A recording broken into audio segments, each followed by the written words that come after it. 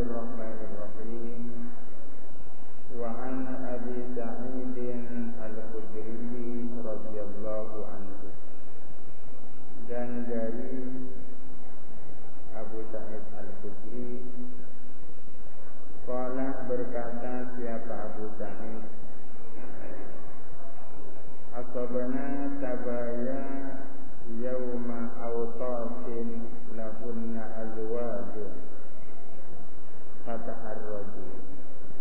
Asabana sabaya, kami mendapatkan beberapa tawanan perempuan. Sabaya ini jamak dari sabiyah. Sabiyatun, sabiyatan, sabaya. Sabiyatun artinya perempuan yang ditawan. Asabana sabaya, kami mendapatkan beberapa tawanan perempuan yauma Awtasin, pada hari peperangan Awtas. Awtas ini adalah nama tempat. Lahunna azwajun, ialah bagi mereka sabaya, bagi tawanan-tawanan perempuan itu azwajun, adapun suami. Fataharraju, maka enggan mereka, para sahabat enggan untuk mengumpuli mereka. Fa'anzalallahu ta'ala, maka menurunkan siapa Allah ta'ala akan firman-Nya, wal muhsanatu minan nisa'i illa ma malakat aymanukum. Wal muhsanatu ini diatofkan kepada beberapa kalimat sebelumnya, mulai dari ayat hurrimat alaikum ummahatukum, hurrimat alaikum ummahatukum, dan seterusnya. Ayat ini menerangkan perempuan-perempuan yang haram dinikahi, dikawini. Yang pertama adalah ibu, hurrimat alaikum ummahatukum, diharamkan kepada kalian ibu-ibumu, anak tak boleh kawin dengan ibu. Wa banatukum, dan anak-anak perempuan, dan seterusnya. Selanjutnya wal muhsanatu minan nisa'i, dan diharamkan pula perempuan-perempuan muhsanat, perempuan-perempuan yang punya suami. Kalau sudah punya suami tak boleh kawin lagi. Illa ma malakat aymanukum, kecuali apa yang memiliki apa tangan kananmu. Maksudnya kecuali budak-budak yang kamu miliki, al-ayatah, dan seterusnya. Akhrajahu Muslimun, mengeluarkan kepada hadis itu siapa Imam Muslim. Artinya suatu ketika Rasulullah mengirimkan tentara, dikirim ke suatu daerah yang namanya Awtas. Dalam peperangan Awtas itu para sahabat mendapatkan banyak tawanan perempuan. Tawanan-tawanan perempuan itu dengan sendirinya menjadi budak. Setelah menjadi budak, nanti menjadi harta ghanimah yang bisa dibagi-bagikan. Akan tetapi di saat itu para sahabat enggan untuk mengumpuli perempuan-perempuan yang telah mereka dapatkan itu, karena melihat mereka punya suami di rumah. Akan tetapi dalam aturan, begitu perempuan-perempuan kafir itu dikena tawan, langsung terjadi perceraian dengan suaminya. Oleh karena itu menjadi halal untuk dikumpuli oleh para sahabat sesungguhnya, tapi dengan istibra lebih dulu. Istibra itu semacam iddah. Kalau bagi perempuan-perempuan biasa kan iddah, ini istibra. Dalilnya adalah ayat ini, wal muhsanatu minan nisa'i illa ma malakat aymanukum. Memang haram perempuan-perempuan yang sudah punya suami dikawin, ya kecuali persoalan seperti tadi.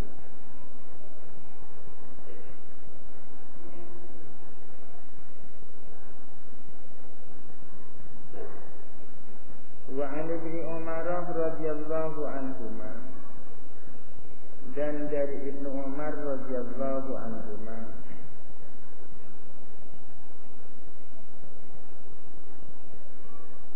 qala berkata siapa Ibnu Umar, ba'atha Rasulullah, mengirim siapa Rasulullah sallallahu alaihi wasallam, syariatan akan suatu syariat, yakni sejumlah tentara yang namanya brigadir.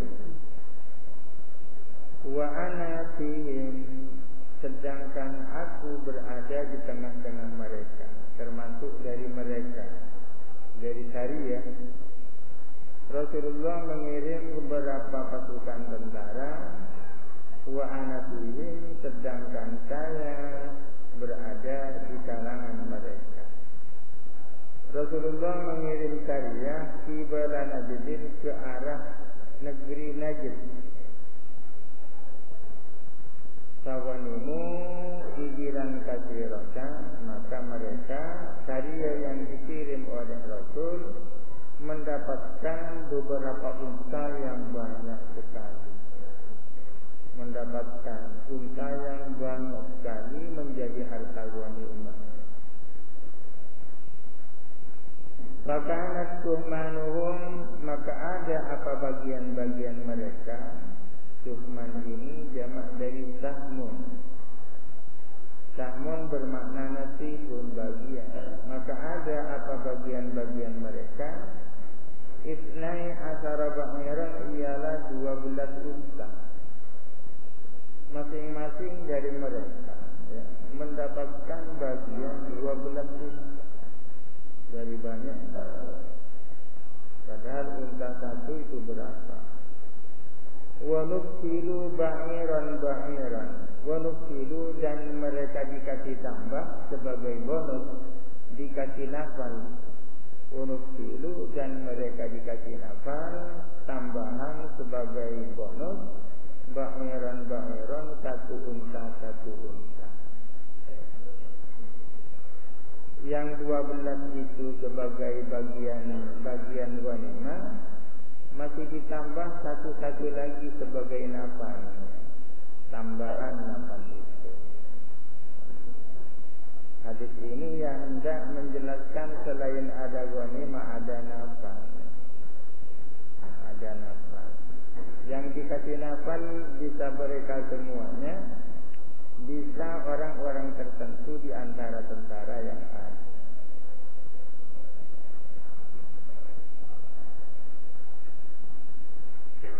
Wa anhu, dan dari Ibnu Umar radhiyallahu anhu, qala berkata siapa Ibnu Umar, qasama Rasulullah, membagi siapa Rasulullah sallallahu alaihi wasallam, yauma Khaybar, pada hari peperangan Khaybar, lil farasi, untuk kuda, membagi sahma ini kepada 2 bagian. Wadir rajili, dan kepada orang yang jalan kaki, sahman akan 1 bagian. Jadi tentara yang ikut perang ada kalanya rajil, ada kalanya fari, ada kalanya berkuda, ada kalanya jalan kaki. Bagian ghanimahnya tak sama antara yang pakai kuda dan yang jalan kaki. Kudanya saja sudah dapat 2 bagian, sementara orang yang jalan kaki mendapatkan 1 bagian. Ada tentara infanteri infanteri, ada tentara kapal. Muttafaqun alaih. Wallafzu lil Bukhari, adapun lafaznya, redaksinya adalah kepunyaan Al-Bukhari. Wali Abi Daud, dan riwayat bagi Abu Daud berbunyi, ashama li rajulin wa li farasihi salasata ashhumin. Ashama memberi bagian siapa Rasul, memberi bagian li rajulin untuk seorang laki-laki, wa li farasihi dan untuk kudanya laki-laki, memberi bagian salah satu asbumin akan 3 bagian. Sahmaini li farasihi, 2 bagian untuk kudanya rajul, wa sahman dan 1 bagian lahu untuk rajul itu sendiri. Jadi orang yang berperang dengan pakai kuda mendapatkan 3 bagian. Dirinya sendiri 1 bagian, kudanya mendapat 2 bagian, meskipun kesemuanya diambil oleh yang naik kuda. Sedangkan orang yang jalan kaki hanya mendapatkan 1 bagian dari harta ghanimah.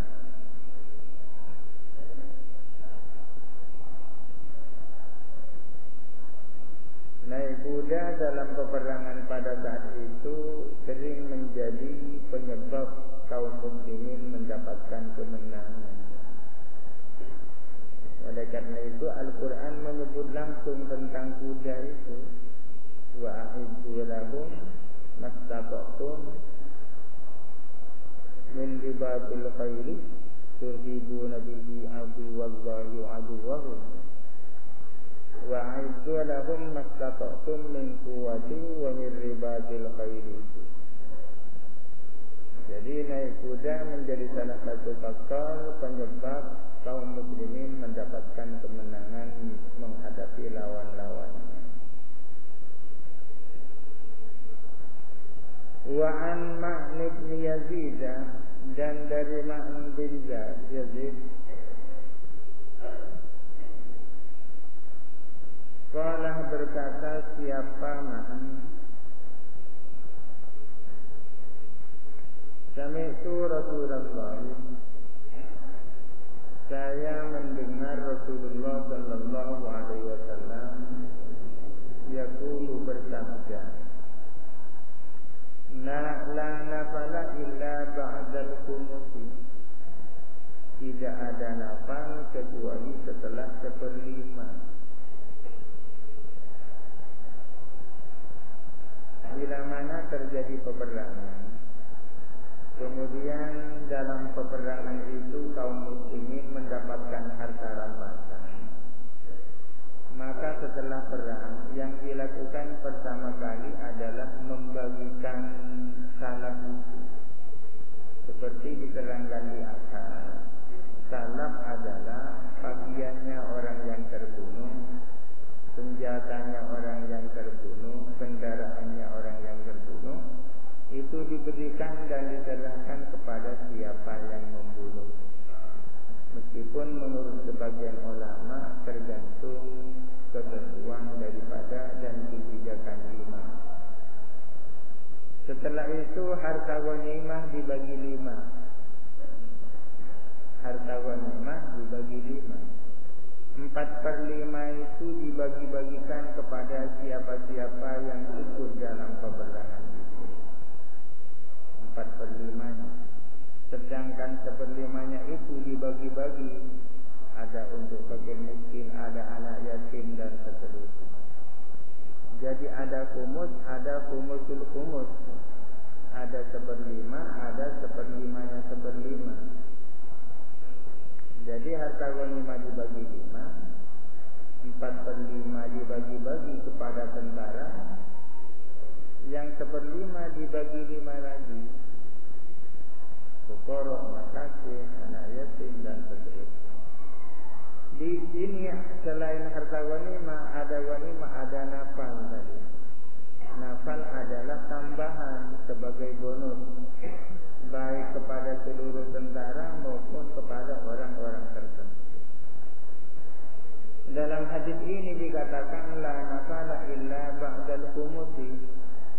ada nafal kecuali setelah 1/5 itu. Ya karena memang nafal merupakan bonus tambahan. Rawahu Ahmadun meriwayatkan kepada hadis siapa Imam Ahmad, wa Abu Dawud dan Abu Dawud, wa sahahu At-Tahawi dan mensahihkan kepada hadis itu siapa At-Tahawi.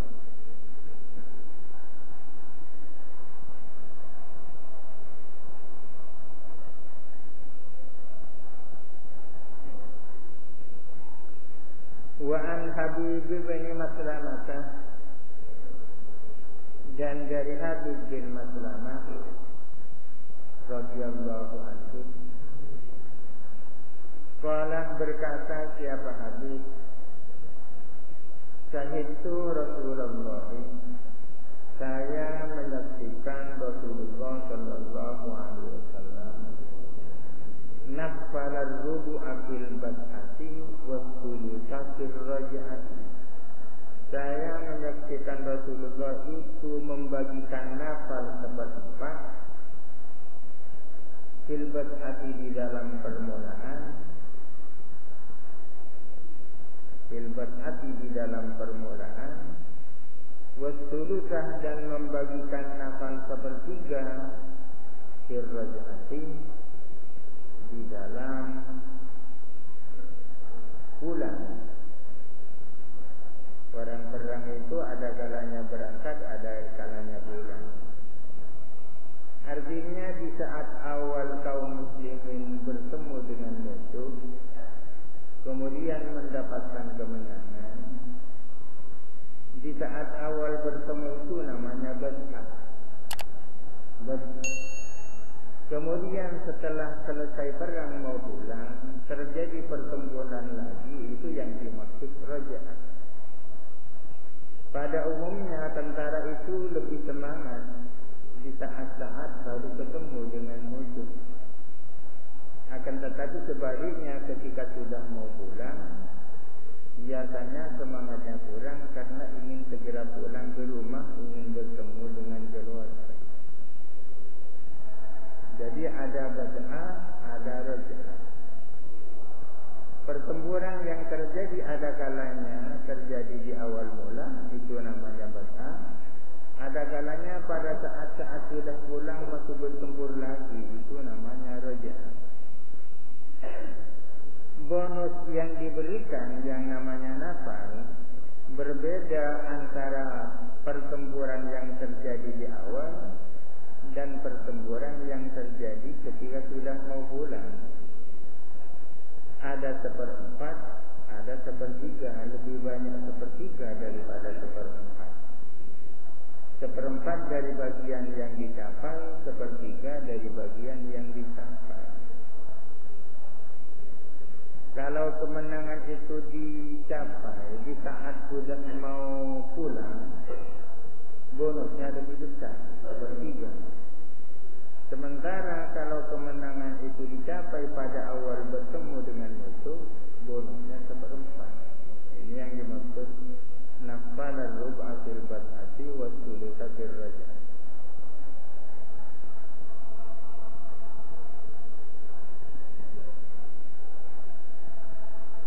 Mungkin ada orang bertanya, ini terkait dengan persoalan keikhlasan. Di depan sudah diterangkan bahwa perang yang fisabilillah adalah perang yang tujuannya untuk menegakkan agama Allah. Bagaimana kalau motivasinya ganda, selain untuk i'la'i kalimatillah, juga ingin mendapatkan harta ghanimah? Tergantung, kalau yang lebih unggul itu i'la'i kalimatillah, sementara mendapatkan harta ghanimah hanya sebagai sambilan, itu tidak bersoal. Tidak bersoal. Rupa-rupanya Rasulullah memberikan motivasi dengan iming-iming nafal dan seterusnya. Karena yang melakukan dan yang mendorong itu Rasulullah, itu tidak mengganggu kepada keikhlasan. Sudah Rasulullah sendiri yang melakukan seperti itu.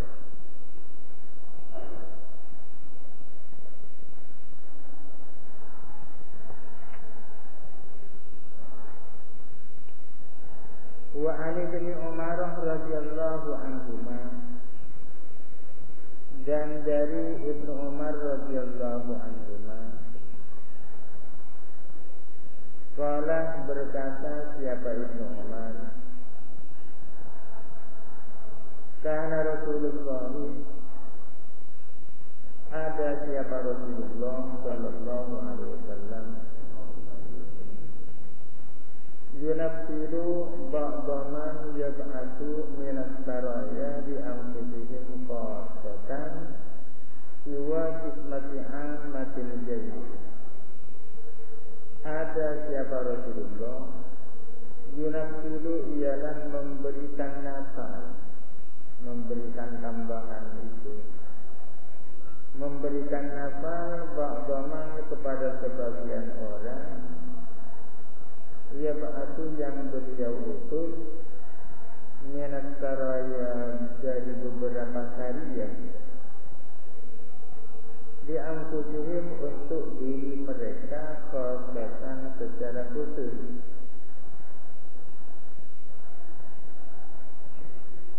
Siwa kismati ammatil jaisi, selain pembagian kepada tentara secara umum, selain pembagian kepada tentara secara umum.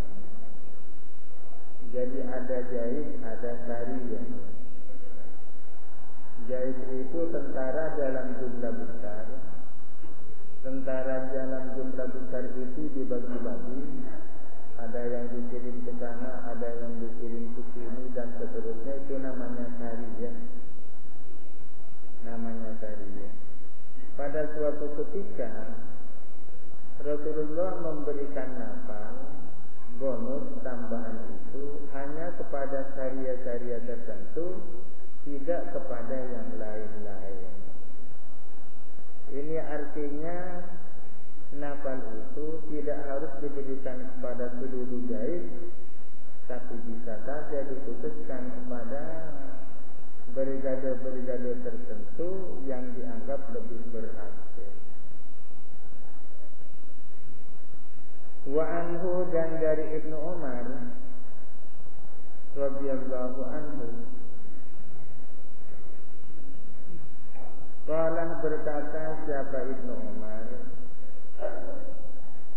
kunna adat kami, nusibu mendapatkan kami, ini dari asal bagi di maghazina, di dalam peperangan-peperangan kami, mendapatkan al-asala akan madu, wal inab dan anggur. Pada suatu peperangan kami berhasil mendapatkan madu, anggur yang dirampas dari musuh. Fana'kuluhu, maka kami pun memakannya, madu dan kurma itu dan anggur itu. Wala narfa'uhu, dan kami tidak mengajukannya kepada yang mengurusi harta ghanimah. Artinya kalau di dalam suatu peperangan tentara berhasil mendapatkan makanan-makanan, maka boleh diperkenankan tentara itu memanfaatkan makanan itu tanpa dikumpulkan untuk menjadi harta ghanimah.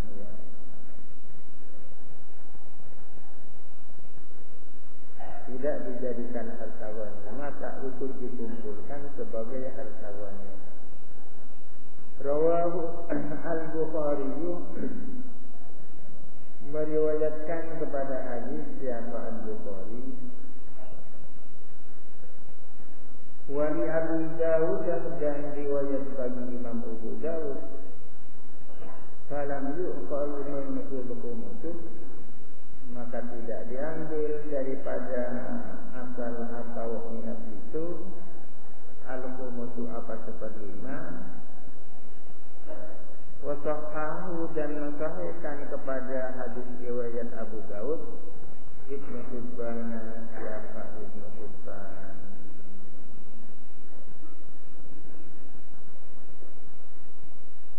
Wa an Abdullah bin Abi Aufa radhiyallahu anhu, dan dari Abdullah bin Abi Aufa qala berkata siapa Abdullah bin Abi Aufa, aqabna ta'aman yauma Khaibar, kami mendapatkan makanan pada hari peperangan Khaibar. Fakana rajulu yaji'u, maka ada siapa seseorang itu datang. Faya'khudhu minhu, maka si rajul itu mengambil minhu dari makanan, miqdarama, seukuran apa yakfi yang cukup kepada rajul. Sumayan tarifu, kemudian dia pergi. Pada peperangan Khaibar kami sempat mendapatkan makanan. Maka datang seseorang mengambil makanan itu secukupnya. Setelah itu dia pergi. Ini sama dengan yang di atas. Kalau dalam suatu peperangan berhasil merampas makanan dari musuh, maka diperkenankan tentara itu langsung memakannya tanpa mengumpulkannya sebagai harta ghanimah. Akhrajahu Abu Dawud, mengeluarkan kepada hadis itu siapa Abu Daud, wasahahu Ibnul Jarud wal Hakim, dan mensahihkan kepada hadis itu siapa Ibnul Jarud dan Al-Hakim. Ini terus berbicara tentang harta ghanimah. Wa an Ruwaiti ibn Thabit radhiyallahu anhu, dan dari Ruwaiti bin Thabit radhiyallahu anhu, qala berkata siapa Ruwaiti, qala Rasulullah, bersabda siapa Rasulullah sallallahu alaihi wasallam, man kana yu'minu billahi wal yawmil akhir fala yarkab dabbatan min khayil muslimina hatta idza ahdathaha raddaha fihi wala yalbas thawban min khayil muslimina hatta idza aflaqahu raddahu fihi.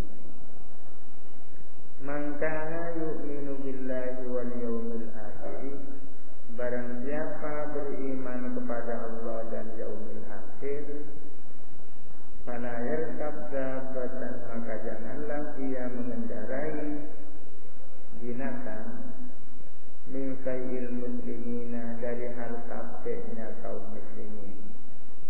Harta sek dan harta ghanimah itu berbeda. Tetapi yang dimaksud sek di sini meliputi sek dan ghanimah. Harta ghanimah itu harta yang diperoleh melalui peperangan. Kalau harta sek tidak melalui peperangan. Tapi yang dimaksud ini umum, bisa sek, bisa ghanimah. Hatta idza a'jabah, sehingga manakala dia telah membuat kurus kepada dabbah, raddaha, maka dia mengembalikan akan dabbah di dalam efek. Wala yalbas thawban, dan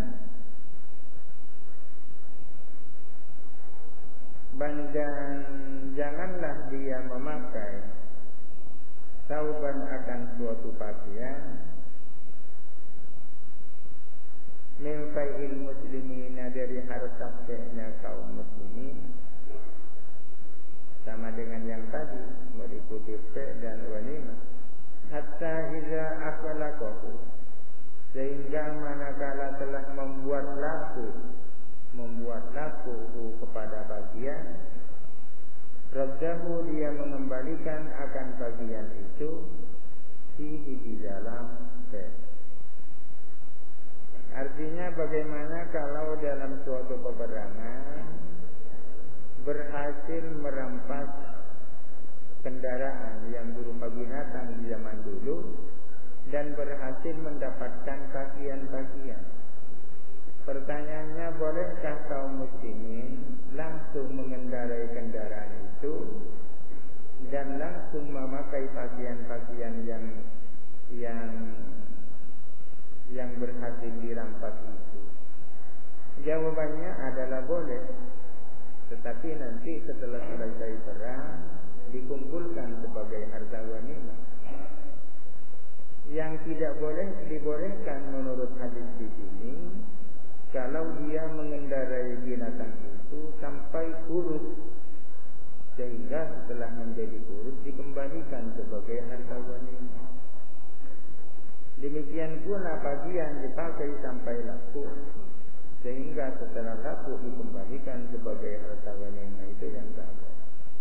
Jadi boleh dipakai sementara, tapi nanti dikembalikan